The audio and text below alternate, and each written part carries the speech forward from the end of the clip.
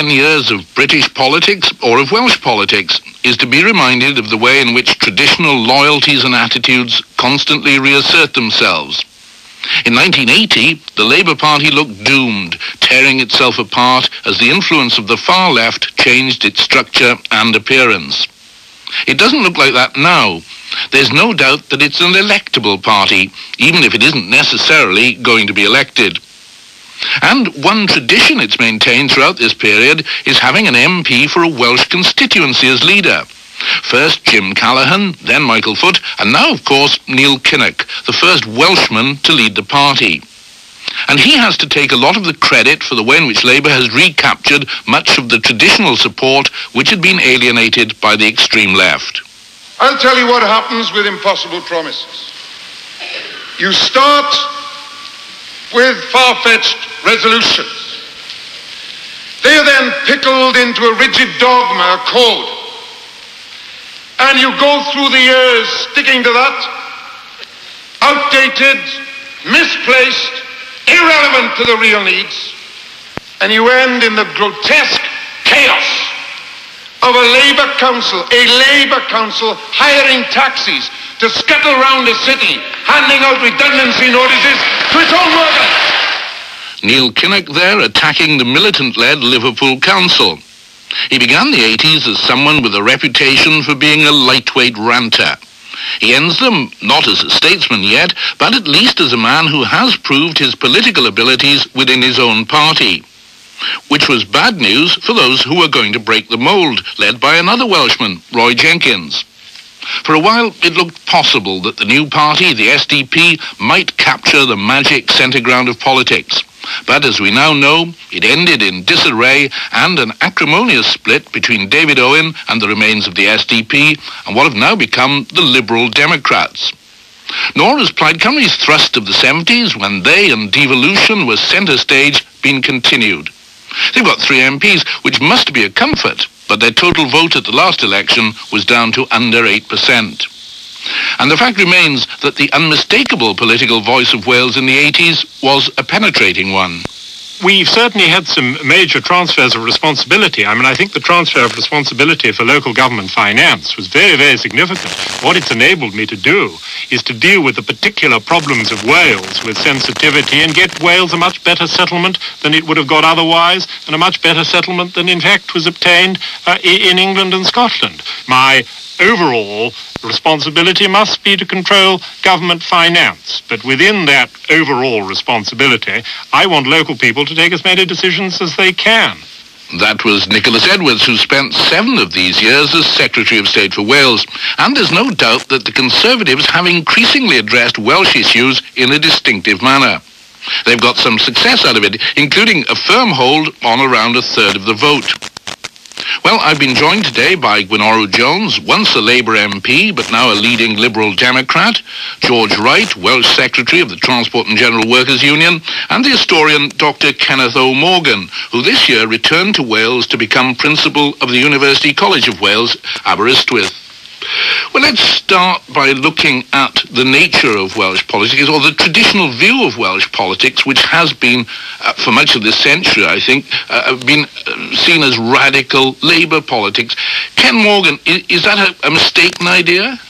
It is diminished, I think, Patrick. The idea of Welsh radicalism was rooted really several decades ago when the Liberals focused on certain traditional targets, particularly the gentry and the church in Wales.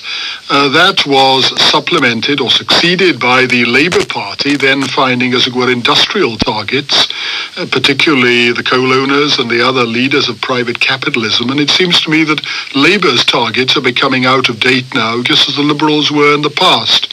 So I think radicalism as a creed is diminished, though I think also that the outcome of Welsh politics in the long span since 1966 really still shows Wales is still Labour territory. It may not be radical, but it's still distinctively anti-Tory. It's very centre Labour Party, isn't it? The centre Labour Party, as the far left actually has never made enormous headway within the Labour Party, and the Communist Party has on the whole been very weak in Wales, so with certain strengths in the trade union movement. It's been centrist, loyalist, but strong and secure and aware of itself and its culture. George Wright, in these troubled times for the Labour Party of the 80s, there hasn't been that same element in Wales, or very little of it. There has been some manifestations of the militant tendency, which was sat on pretty quickly and pretty firmly. You were one of those instrumental in that, I think. Yes, indeed. I think the Labour Party grew not so much out of the radical approach that's been described, but about indeed the Industrial Revolution, but the failures that occurred. When the Industrial Revolution collapsed, that's when Labour emerged. I think one of the factors in the 1980s was that Wales was hit so hard and so badly that the people naturally retreat to the party that they trust. And that, of course, was the Labour Party. But there is a second point, and that is that Labour have been in power in Wales, in local authorities, for a very long time, and are recognised as having power. And they've exercised that power responsibly. And I think this, too, is an indication of the reasons why people in Wales are generally mainstream, generally down the middle, generally staying together, and not inclined to go to the extremes. It must be said, mustn't it, that many of the Labour people in local authorities in Wales are, with a small c, very conservative people indeed. Well, they're a little bit different to some of the more outspoken and strident people in England, for instance. That's true. But I think it's generally accepted that you have community politics and a community feeling for the kind of politics you have in Wales, which have come together under the umbrella of Labour, and I think they're likely to stay there. Gwynoro Jones, you were one of those who had disillusioned with the Labour Party and left the Labour Party.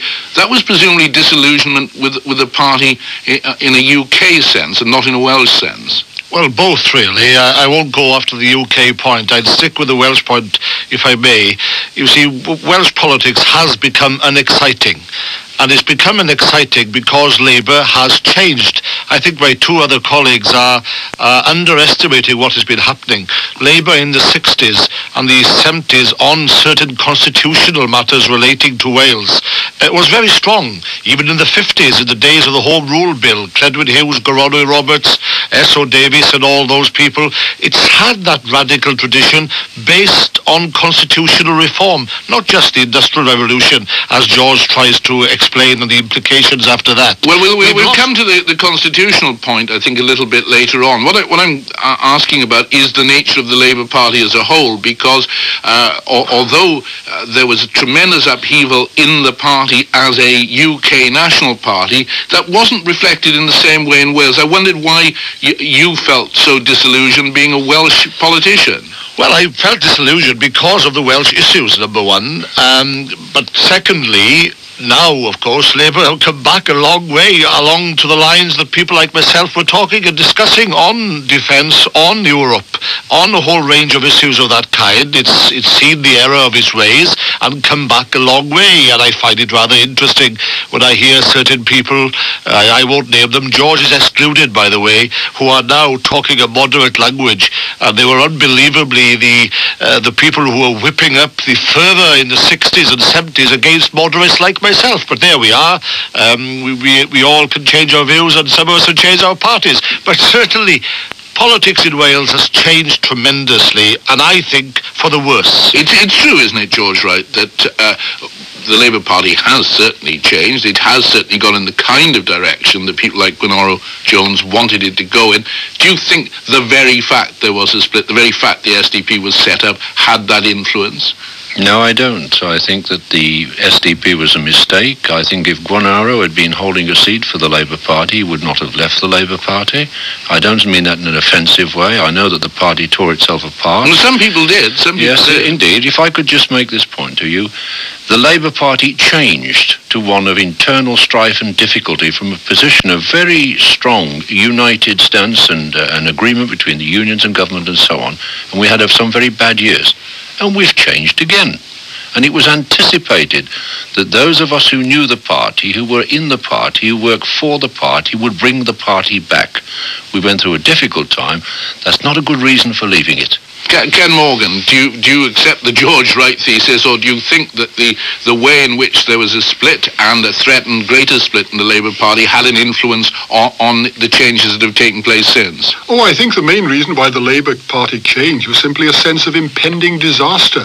I think it's quite wrong to say that phenomena like the formation of the SDP had no effect at all on the Labour Party. Clearly, the possibility of large swathes of moderate or right-wing Labour opinion defecting did affect the party, and so also, I think, did the sheer irresponsibility of many so-called left-wing elements in the Labour Party, which were alienating people in Labour's own strongholds, including Merseyside, as we've heard. I think it was partly a feeling that if Labour continued in this way, it would simply disintegrate totally. I also feel that relations with the trade unions are very important, that it was felt that the balance was incorrect, that the winter of discontent had been a very great factor in promoting the victory of Mrs. Thatcher, and Labour has turned, and I think has turned in a way that makes it now possible to consider itself a party of power and not just a kind of uncoordinated rabble of the kind it was when Gwynoro Jones very understandably left the Labour Party earlier in this decade. We've got to put some of this down. I mentioned Neil Kinnock's name at the beginning. Yes. We've got to put some of this down to his ability to work the Labour Party, to get change in the Labour Party, haven't we? He's a splendid leader. I think he's the best leader that Labour has had since Attlee, and in many ways I think much more innovative than Attlee. It's quite true he's not a great thinker on policy issues. I don't know that he needs to be. He's surrounded by people who are. He, I believe, has been able to make the Labour Party credible, partly by being very tough, by taking on the left, partly by being a realist. He always has been a realist, and I've known Neil Kinnock since the early 1960s, a man convinced that the object is for socialists to acquire power. And he quotes both Keir Hardie and Nye Bevan in that particular tradition, and it's enabled him to be a very effective leader. How effective, as other people have said, of course, depends on what kind of calamitous mistakes the government continues to make. Gwynoro Jones. Well, yes, Neil has done far better than I expected, and in the last year or two he has matured considerably, and I never thought I'd ever say that publicly, but there's no question about it. He has come over quite well in the last year or so. But what does worry me, you see, the sole purpose of Labour's change of heart, in my judgment, is power. Nothing else. Now, That's a good start. To do what? That's the issue. What is it about? George, what's the purpose of winning? George Wright will tell us. Well, politics is about power. I know of no sense in politics which is designed to keep you in opposition or out of power. The purpose of gaining power is to do those things that our supporters want, and that there is good, and those things are good for the people. For instance, one of the things that Neil Kinnock and I certainly agree about is that the Labour Party and the trade unions should be at arm's length. We don't want to control them when they're in government, and they shouldn't ask too much of us when they are. And that's where our failings have occurred in the past. Ken Morgan, Neil Kinnock would describe himself certainly as a follower of Aneurin Bevan, and might see himself to some extent as the heir of Aneurin Bevan, as a left-wing Labour politician from from the very same place. It's all very well saying that. Is that strictly true? Not really. They come from the same part of South Wales, or from Gwent, of course, but there are at least two differences, First of all, Nye Bevan, although he moved in very different circles later on, was a man who was brought up in a homogeneous working-class world. He was a miner, he was involved in local government and so on in Ebbw Vale. Neil Kinnock's entree has been really through university politics and not through that kind of working-class entree into politics. So he's had a very different kind of perception.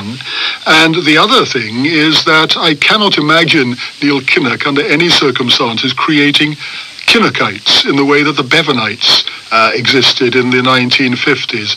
If there is a parallel, in my view, it probably is between the later Nye Bevan, the Nye Bevan in the 2 or 3 years before he died, including, I may say, taking on the CND element in the party, just as Neil Kinnock took on militant tendency, as we heard in that recording.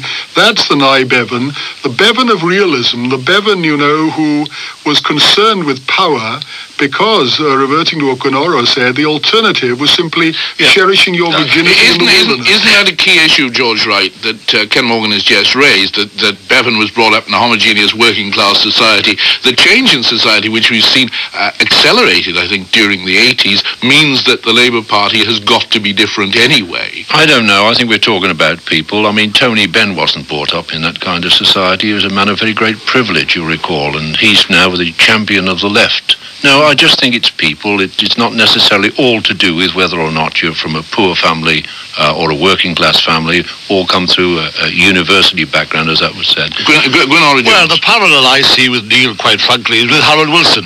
You see, Wilson did to the Labour Party in the 60s what Kinnock is doing now. Came from the left, moved to the middle, and they're middle stroke right in their behaviour. Both are excellent performers, both are good on television, good speakers. Kinnock a much better speaker than Wilson. There's no comparison with Nyron Bevan and Kinnock at the moment. The comparison is between Wilson and Kinnock. Wilson tried to modernise the Labour Party. Kinnock has tried to bring it into a more realistic approach to politics as it goes into the 1990s. It's a pragmatic Kinnock, just as much as it was a pragmatic Wilson. In other words, there is hardly a heart in the Labour Party anymore. Its soul has disappeared. Well, we've looked at the Labour Party and what we started off thinking of as traditional Welsh politics. I mean, in a sense, the key question comes up, but maybe I'm asking it a little bit late. Is there such a thing as Welsh politics? How would you define it, Gwynoro? Oh, I think Welsh politics in the old sense has disappeared, and this is one of the sorry states of the Labour Party, as far as I'm concerned, and I'm genuinely sorry about this. If I really believed that the Labour Party would give Wales a Welsh Assembly, if I really genuinely believed, as it says in its policy papers now, it